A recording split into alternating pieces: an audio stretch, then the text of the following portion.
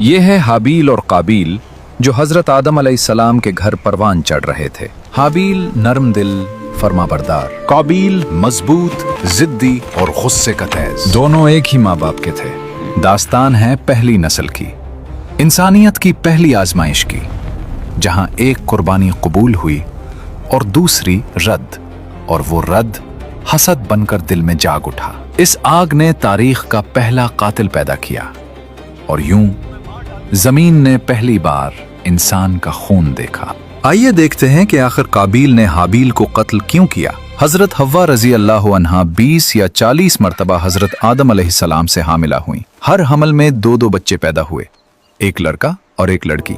जब ये जवान हो जाते तो हजरत आदम अलैहिस्सलाम एक हमल के लड़के का दूसरे हमल की लड़की के साथ निकाह फरमा दिया करते थे। एक तो ये अल्लाह ताला की तरफ से हुक्म था और दूसरा ये था कि इंसान सिर्फ हजरत आदम अलैहिस्सलाम की औलाद में से ही होने थे, किसी और जिन से नहीं। तो एक दूसरे के साथ निकाह करने के अलावा और कोई सूरत ही न थी। इन्हीं औलाद में काबील और हाबील 2 लड़के थे, जिनके साथ एक एक लड़की भी पैदा हुई। काबील के साथ जो लड़की पैदा हुई वो बहुत खूबसूरत थी और इसका नाम अकलीमा था, जबकि हाबील के साथ पैदा होने वाली लड़की ल्यूजा कम खूबसूरत थी। जब हजरत आदम अलैहिस्सलाम ने शरई दस्तूर के मुताबिक काबील का निकाह ल्यूजा से और हाबील का अकलीमा से करना चाहा, तो काबील उस पर राजी न हुआ और मुतालबा किया, मेरे बाबा, मेरा निकाह अकलीमा के साथ ही होना चाहिए, मैं किसी और को कबूल नहीं करूंगा। काबील, अकलीमा तेरे साथ ही पैदा हुई थी, वो तेरी बहन है, उसके साथ तेरा निकाह जायज नहीं। ये तो आपकी राय है, अल्लाह ने ऐसा कोई हुक्म नहीं दिया। अगर तुम ये समझते हो तो तुम दोनों अपनी कुर्बानियां पेश करो, जिसकी कुर्बानी कबूल होगी वही अकलीमा का हकदार होगा। इस जमाने में कुर्बानी कबूल होने की अलामत ये होती कि आसमान से एक आग उतरकर उसे खा जाती थी। काबील खेती बाड़ी का काम करता था और हाबील बकरियां चराते थे। काबील हल्की किस्म की गंदम का एक ढेर कुर्बानी के तौर पर लाया, जबकि हाबील ने रज़ाए इलाही के लिए एक उम्दा किस्म की बकरी कुर्बानी के लिए पेश की। फिर गंदम और बकरी को पहाड़ पर रख दिया गया। उसके बाद हजरत आदम अलैहिस्सलाम ने दुआ फरमाई तो आसमान से आग नाजिल हुई और उसने हाबील की कुर्बानी को ले लिया और काबील की गंदम को छोड़ दिया। यूं हाबील की कुर्बानी कबूल हो गई और यही अकलीमा के हकदार करार पाए गए।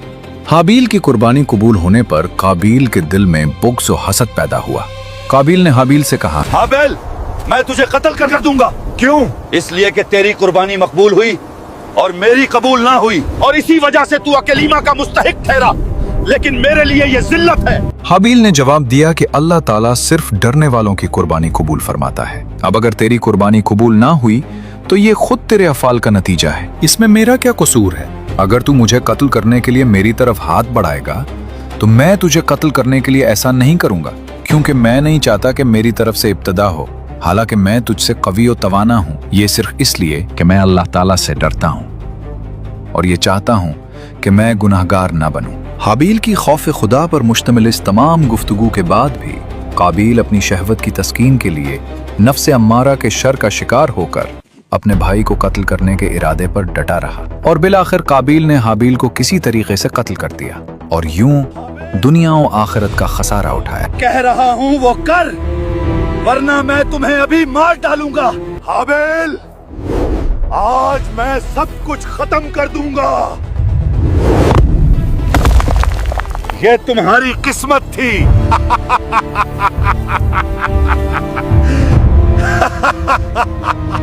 हाबील को कत्ल करने के बाद काबील हैरान और परेशान हुआ कि अब उस लाश को क्या करे। अब मैं लाश का क्या करूं?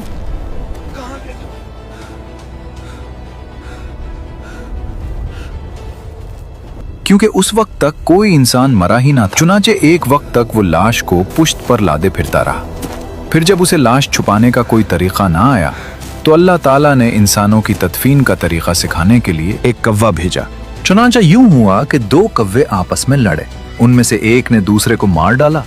फिर जिंदा कव्वे ने अपनी चोंच और पंजों से जमीन करीद कर गड्ढा खोदा, उसमें मरे हुए कव्वे को डालकर मिट्टी से दबा दिया। कव्वे का वाकया देखकर काबील को शर्म आई कि मुझे इस कव्वे जितनी भी समझ ना आई कि अपने भाई की लाश छुपा लेता। फिर काबील ने भी जमीन खोदकर हाबील की लाश को दफन कर दिया।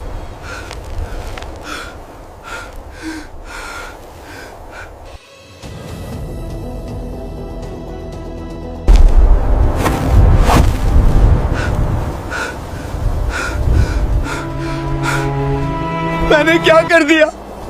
میرے بھائی، میں نے تمہارے ساتھ ایسا کیوں کیا؟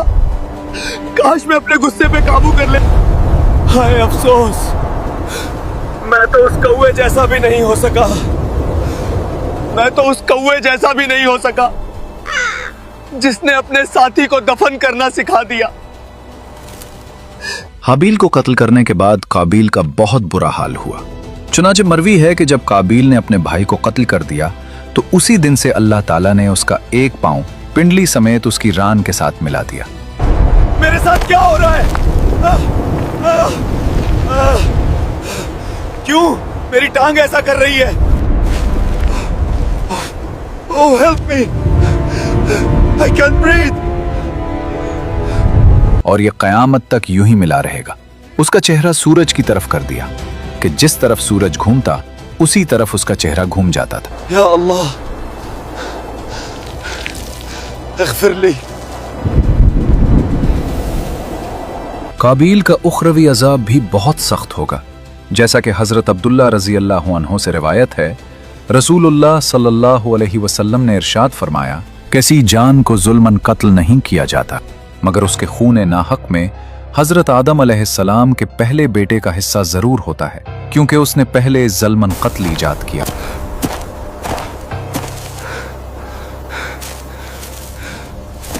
اس سے معلوم ہوا کہ قیامت کے دن قابیل کو قتل کے گناہ کی سزا ملے گی، اور ان قاتلین کے گناہ قتل کی سزا بھی ملے گی جو قیامت تک کسی کو ناحق قتل کر کے جان سے ماریں گے۔ یا اللہ معاف کر دے مجھے۔ ندامت توبہ میں داخل ہے، جیسا کہ حدیث پاک میں ہے، ندامت توبہ ہے۔ لہٰذا جب قابیل نے اظہار ندامت کیا تو وہ توبہ کرنے والوں میں سے ہو گیا، پھر اس کی توبہ کیوں قبول نہ کی گئی؟ اس کا جواب یہ ہے کہ وہ ندامت توبہ میں داخل ہے جو گناہ پر ہو، اور قابیل کی ندامت اپنے گناہ قتل پر نہ تھی، بلکہ اس پر تھی کہ دفن کا طریقہ کوے سے کیوں معلوم ہوا، خود اس کے اپنے ذہن میں یہ طریقہ کیوں نہ آیا۔